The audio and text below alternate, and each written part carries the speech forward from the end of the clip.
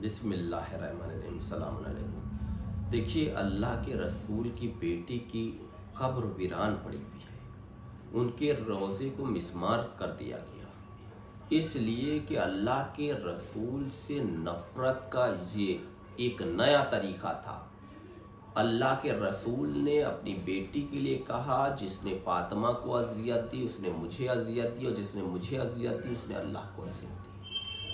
تو فاطمہ زہرا کا روضہ جنہوں نے ڈھایا انہوں نے اللہ کو اذیت دی ہے، کیونکہ رسول کو اذیت اللہ کو اذیت ہے۔ رسول کبھی اس پسند نہیں کریں گے کہ ان کی بیٹی کی قبر ویران پڑی ہوئی ہے، پھر اپنے کو مسلمان ہم کہیں کہ ہم مسلمان ہیں۔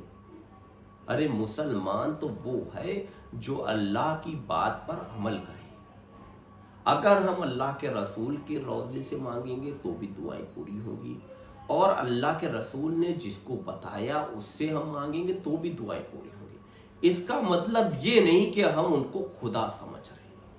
اللہ نے بندوں کو وہ اختیار دیے ہیں، وہ طاقتیں دی ہیں، اپنی مرضی دی ہے کہ ان سے آپ جو دعائیں مانگیے وہ پورا کرنے کا اختیار رکھتے ہیں۔ دیکھیں، جناب عیسیٰ آئے، جناب عیسیٰ کیا کرتے تھے؟ مردے کو زندہ کر دیتے تھے، پرندوں کی مورت بناتے تھے، دم کرتے تھے، وہ اللہ کے حکم سے اڑنے لگتا تھا، جان پیدا ہو جاتی تھی، مٹی کا پرندہ تھا، جان پیدا ہو جاتی تھی، پیدائشی اندھے کوڑیوں کو اچھا کر دیتے تھے، مردوں کو قبر سے نکال کر کھڑا کر دیتے تھے، زندہ کر دیتے تھے مردوں کو۔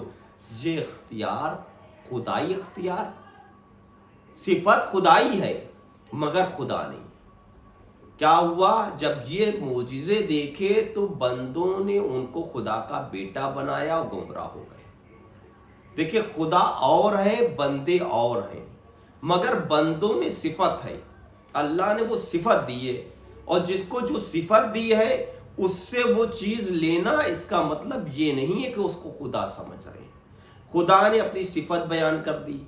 اگر آپ خدا کی صفت کو دھیان میں رکھیں گے کبھی گمراہ نہیں ہوں گے۔ پہلی چیز، اللہ نے کہا کہ اللہ اکیلا ہے، ایک ہے اللہ، کوئی دوسرا نہیں۔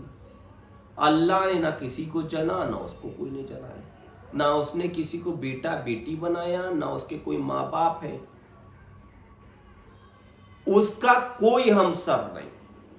اللہ نے اپنا ہمسر اپنے جیسا کوئی چیز پوری کائنات میں بنائی نہیں۔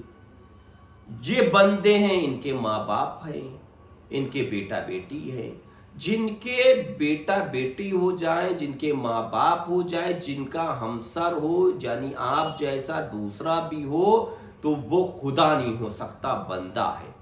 مگر یہ نہیں کہ وہ صفت نہیں رکھتا، صفت وہ رکھتا ہے، کوالٹی رکھتا ہے، مردوں کو زندہ کر سکتا ہے، بیماروں کو اچھا کر سکتا ہے، اس سے مانگنے میں حرج نہیں، کیونکہ ہم خدا نہیں سمجھ رہے۔ طریقہ اور ہو سکتا ہے، کوئی ہاتھ کھول کے لا الہ الا اللہ کرے، نماز پڑھے، کوئی ہاتھ باندھ کے پڑھے، یہ طریقے نماز کے، مگر لا الہ الا اللہ جس نے کر دیا، اللہ کے سامنے سر جھکا دیا، وہ شرک نہیں کر رہا ہے، اس کو ہم مسلمان سمجھیں گے۔ یہودی دیکھیے، اسرائیل میں کس کو مار رہے ہیں؟ بچوں کو مار رہے ہیں، بے گناہ عورتوں کو مار رہے ہیں، اور اپنے کو کہہ رہے ہیں کہ ہم دین حق پر ہیں، ہم اس کے دین پر ہیں۔ کس کے دین پہ؟ جناب موسیٰ کے دین پہ، ہم ان کے ماننے والے ہیں۔ کیا جناب موسیٰ کا دین یہی بتاتا ہے؟ یہ تو دین فرعون کا تھا، جو بچوں کو قتل کر دینا، عورتوں کو اپنی ماں کنیزی میں لے لیتے تھے، مردوں کو مار دیتے تھے، ظلم پہ ظلم کرتے تھے۔ کس پہ کرتے تھے؟ بنی اسرائیل کو انہیں عاجز کر رکھا تھا۔ تو اللہ نے کیا کیا کہ اسی کے گھر میں موسیٰ کو پلوایا، اور اسی کے ذریعے پلوایا۔ اس کی طاقت دیکھو، تم جس کو مارنے کے لیے ڈھونڈ رہے ہو وہ تمہارے گھر میں ہے، مگر تم کچھ بگاڑ نہیں سکتے۔ یہ اللہ کی طاقت ہے۔ لوگوں نے کہا کہ کیا اللہ دیکھتا ہے؟ بھائی، جو تمہیں دو آنکھیں دے کے دنیا دکھلا رہا ہے، اس کے دیکھنے کی طاقت کیسی ہوگی؟ جو تمہیں کان دے رہا ہے کہ سنو، تو اس کی سننے کی طاقت کیسی ہوگی؟ جو تمہیں زبان دے کے بولنا سکھا رہا ہے اس کے بولنے کی طاقت کیسی ہوگی؟ جو تمہیں 2 ہاتھ دے کے کہتا ہے پکڑو تو اس کی پکڑ کیسی ہوگی؟ یعنی وہ چھوٹ دے رہا ہے تمہارے گناہوں پر. وہ یہ نہیں کہ دیکھ رہا نہیں ہے، وہ دیکھ رہا سب ہے، چھوٹ دے رہا ہے.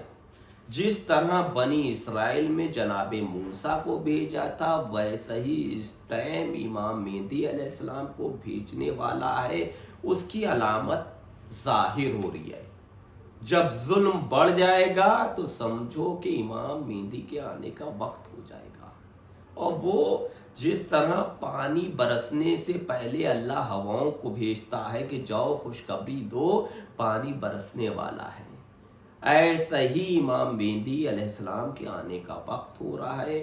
لہٰذا ہمیں دین پر قائم رہنا چاہیے اور آپس میں تفرقہ نہ ڈالیں، ظالم کے ہمیشہ خلاف رہیں اور مظلوم کے ہمیشہ مددگار رہیں. یہی دین اسلام کہتا ہے. جس نے اللہ کے رسول کی بیٹی کا روضہ ڈھایا اس پر لعنت ہو، کیونکہ اس سے اللہ خوش نہیں ہوتا جو رسول کو اذیت دے، اور جس نے اللہ رسول کو اذیت دی اس نے اللہ کو اذیت دی. وہ دنیا میں بھی رسوا ہوگا اور قیامت کے دن سخت عذاب میں مبتلا ہوگا انشاءاللہ. خدا